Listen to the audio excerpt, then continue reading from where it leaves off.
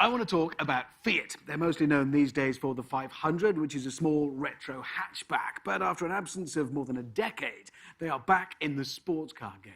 So I went down to the Abarth to check out what they've come up with.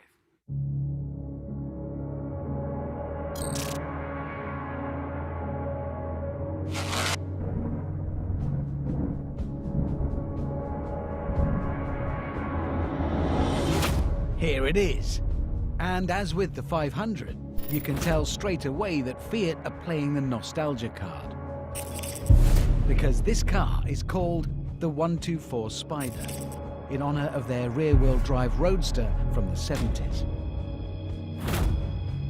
Under the skin, though, the 124 is based on the thoroughly modern Mazda MX-5. Fiat supplies some important things like the engine and the body, but both cars are built on the same production line in Japan.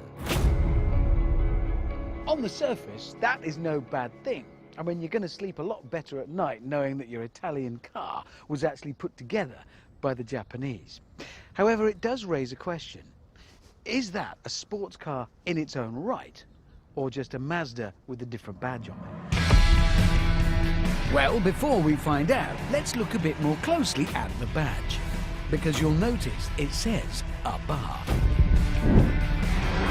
Abarth are Fiat's go-to people when they want to light a fire under one of their cars. Well, not light an actual fire, but give what's already there some extra zest and zing and fire. For starters, Abarth has tuned the 1.4-litre turbocharged engine so that this, the hottest 124, is faster than any MX-5. 0 to 60 takes 6.8 seconds. And the top speed is 145 miles an hour. But in a car like this, that feels like 145 million. Certainly bundles for me. And it's not just performance where the 124 has the edge over its Japanese half-brother. I have to admit, and this comes from someone who struggles to find fault with the MX-5, the 124 does sound better. Abarth have given it something called the Record Monza exhaust system. What it does is make a small car produce a big car noise.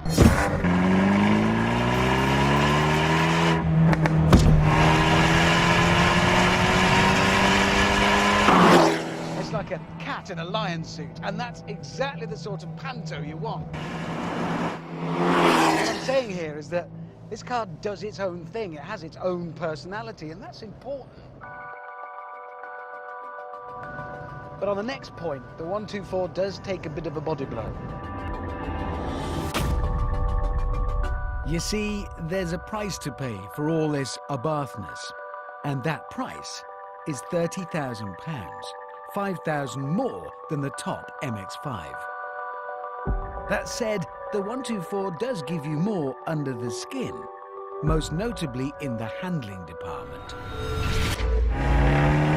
The thing is, Abarth have given this car a limited slip diff, which makes sliding something you command.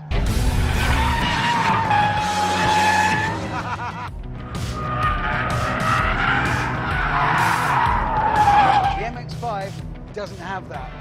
Neither does it have this sport button here, which relaxes the stability control quite a lot.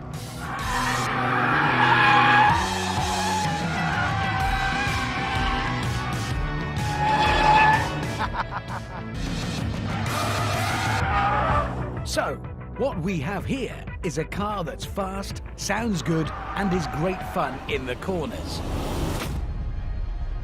But there's something else very important about the 124. I don't know that there's really a million miles of difference between this and the MX-5. But everything I do in this car, I'm doing in an Italian sports car. And it is impossible for that not to put you in a good mood.